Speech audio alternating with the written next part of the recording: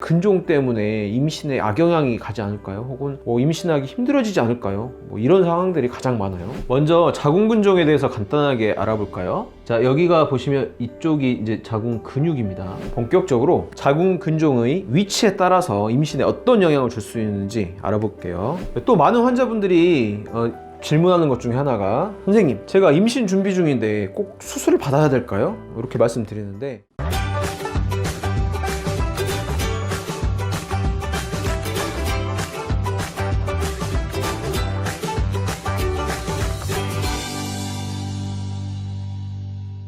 네, 안녕하세요. 자궁난소 치료중심 여성질환 전문 이음여성한의원 대표원장 김우성입니다. 우리나라에서 가장 흔한 자궁질환이 뭔 줄 아시나요? 생리를 하고 계신 여성분의 20에서 30%, 특히 35세 이상에서는 거의 한 절반 가까이 40에서 50%까지 흔한 자궁질환은 바로 자궁근종입니다. 저희 병원에서 자궁근종 진단을 받고 치료 중이신 환자분들께서 상당히 좀 궁금해 하거나 걱정스러워하신 점 중에 하나가, 제 근종 때문에 임신에 악영향이 가지 않을까요? 혹은 임신하기 힘들어지지 않을까요? 이런 상황들이 가장 많아요. 자궁근종이 임신에 영향을 주는가에 대해서는 그냥 일률적으로 말씀드리긴 어려워요. 왜냐면은 근종의 위치나 사이즈가 얼마인가, 그리고 몇 개나 있는지, 개수 등에 따라서 달라지기 때문에 일괄적으로 어떻게 말씀드리기 좀 어렵습니다. 이번 영상을 준비했어요. 자궁근종이 임신에 어떤 영향을 줄 수 있을 것인지 한번 알아보도록 하죠.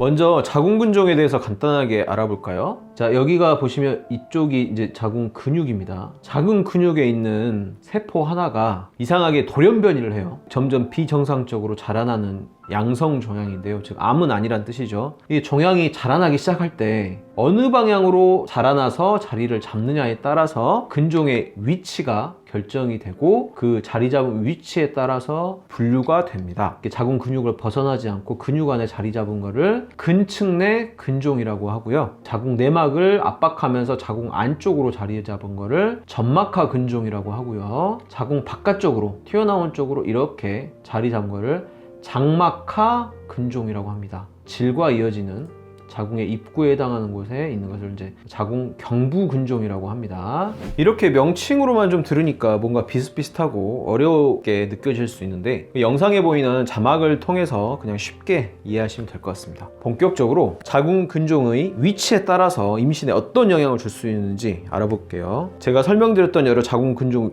중에서 임신에 가장 악영향을 줄 수 있는 것은 바로 점막하 근종이에요. 자궁 안쪽에 수정란이 착상되는 부위, 즉 자궁 내막 쪽을 압박하기 때문에 그 수정란의 착상을 방해하고, 만일 이제 어렵게 그 착상이 됐다고 하더라도 자궁의 혈액순환을 막아가지고 유산을 유발할 수가 있습니다. 그래서 요거는 이제 일찍 발견하는 게 중요해요. 그래서 검사를 받았는데 점막하 근종이 작은 크기라도 발견이 되면 수술이든 한방치료든 적극적으로 치료를 받으셔야 됩니다. 점막하 근종이 계속 커져가지고 나중에 4에서 5cm 이상으로 크게 자라나게 되면, 그때 가서는 이제 떼어내는 수술을 받게 하더라도 사실 그 이후에 임신 자체가 어려워질 수도 있어요. 일찍 발견해서 일찍 치료를 하셔야 됩니다. 다음은 근층 내 근종인데요. 자궁 근육 내부에 자리 잡는 근층 내 근종은 착상률을 좀 떨어뜨리고 유산율을 약간 높이긴 하지만 점막하 근종만큼 이렇게 심각한 영향을 미치진 않습니다. 하지만 요거는 사이즈에 따라 다를 수가 있어요. 만약에 5cm 이상 커지게 되면 점막하 근종처럼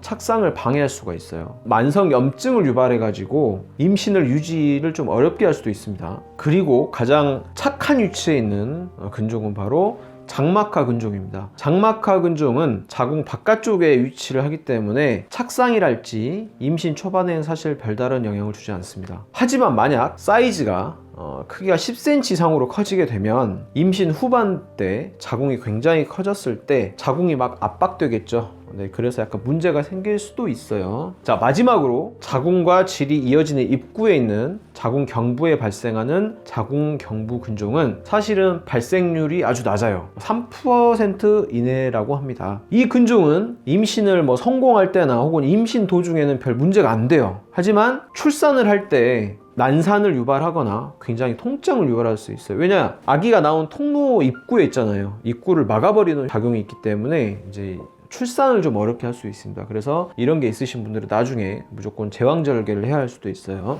지금까지 어떤 근종의 위치에 따른 임신에 대한 영향을 말씀드렸는데요. 다른 방향으로도 좀 설명을 드릴게요. 근종 사이즈가 클수록 나중에 이제 태아의 위치 이상 비율이 좀 높아집니다. 사실은 태아가 머리를 질 쪽으로 해야 되는 게 맞는데 근종이 이렇게 방해를 하게 되면 태아가 이제 제대로 자리를 잡지 못할 확률이 높아져요. 근종이 없을 때보다는 근종이 있을 때 제왕절개 수술을 받아야 할 확률이 높아지게 됩니다. 만일 3cm 이상의 근종을 가지고 있다면 난산, 자연분만할 때 고생할 비율이 약 2배 정도로 높아지고요. 조기 진통 혹은 조산의 위험도 증가하고 이외에 태반조기 박리 등의 위험도가 높아지게 됩니다. 또 출산 후에도 산모의 출혈을 유발할 수가 있고요. 특히 자궁 입구에 해당하는 자궁 경부 근처에 위치할 때 위험도가 높아집니다.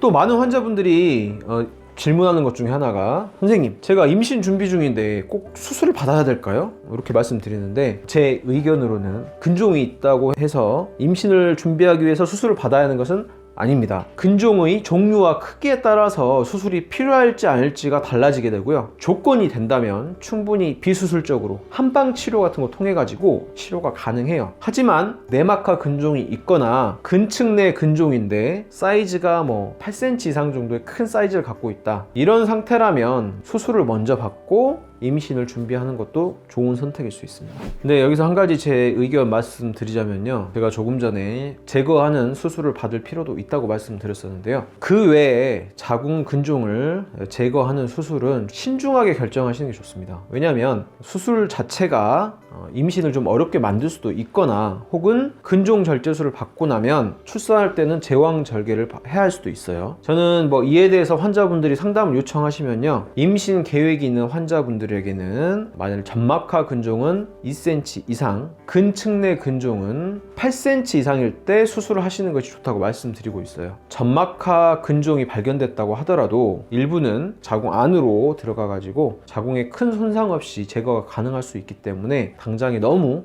겁부터 내실 필요는 없어요. 그리고 7cm 이내의 근측 내 근종은 수술을 하지 않고 한의학적 치료 또한 해볼 수 있습니다. 이게 초음파를 봐가지고요, 음영이란 걸 봅니다. 그런 밀도가 높지 않은 근종은 한약 치료에 굉장히 잘 반응을 해가지고 사이즈 감소가 가능합니다. 한약 복용으로 5cm 미만으로 사이즈를 감소시킨 후에 수술을 하지 않고 자궁근종 상태에서도 임신을 준비할 수 있습니다. 자궁근종은 임신을 계획 중이신 여성분이라면 발견되고 나서 꾸준한 관리와 검사가 필요합니다. 가장 중요한 것은 수술 없이도 치료를 할 수 있을 때, 조기 발견했을 때 빨리 치료를 시작하기 위해서 주기적으로 검사를 받아야 한다는 것 잊지 마세요. 자궁근종은 치료와 함께 먹는 음식도 많이 신경을 써주셔야 됩니다. 치료에 도움과 방해가 되는 음식에 대한 정리는 제 개인 블로그에도 다양한 정보들이 있고 저희 채널에도 다양한 또 다른 영상들이 있기 때문에 궁금하신 분들은 좀 참고해 주시길 바라겠습니다. 도움이 되셨다면 구독과 좋아요 부탁드리겠습니다. 네, 감사합니다.